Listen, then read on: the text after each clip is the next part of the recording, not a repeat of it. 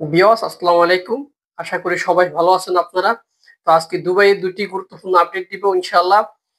যারা অনেক দিন ধরে ভিসার জন্য অপেক্ষায় আছেন, ট্রান্সগার্ড গ্রুপ এবং সার্ভিস ফ্যাসিলিটি এবং আরো দুই একটা এরকম দুবাই কোম্পানি আছে যেগুলো সরকারি সরাসরি কোম্পানি বড়। তো আপনারা যারা ভিসার জন্য অপেক্ষা করতেছেন অনেক দিন ধরে, আজকে একটা আমরা গুরুত্বপূর্ণ আপডেট পেলাম। এক নাম্বার হচ্ছে এই সপ্তাহের মধ্যে ইনশাআল্লাহ দুবাইয়ের ভিসা পাবেন, অনেকেই পাবেন। তবে যারা 4-5 মাস হয়ে গেছে ভিসার জন্য অপেক্ষা করতেছেন তারাই আগে পাবেন ভিসা। তো দ্বিতীয় নাম্বার হচ্ছে, যদি এই সপ্তাহের মধ্যে আপনারা ভিসা না পান, আগামী ঈদের প্রথম সপ্তাহে ইনশাআল্লাহ আপনারা ভিসা পাবেন। তবে সবাই ভিসা পাবেন না।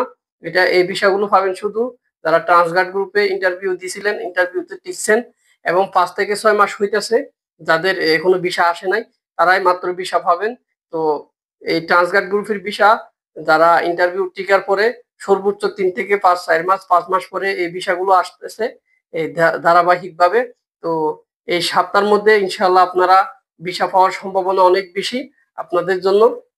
যারা আপনারা 5-6 মাস হয়ে গেছে ভিসার জন্য অপেক্ষা করতেছেন, আপনারা আমার কমেন্টে জানান কারা কারা ভিসার জন্য অপেক্ষা আছেন, কোন কোন কোম্পানিতে ইন্টারভিউ দিছেন। তো টিকার মাধ্যমে যারা সরাসরি কোম্পানিতে যাচ্ছেন আমার কমেন্টে জানাবেন। তো আপনারা ভিসা ইনশাল্লাহ পাবেন। সবাই অপেক্ষা করেন, ধৈর্য ধরেন, একটু সময়ের অপেক্ষা লাগবে। এখনো দুবাই পুরাপুরি ভাবে খুলে নাই, দুবাই বন্ধ।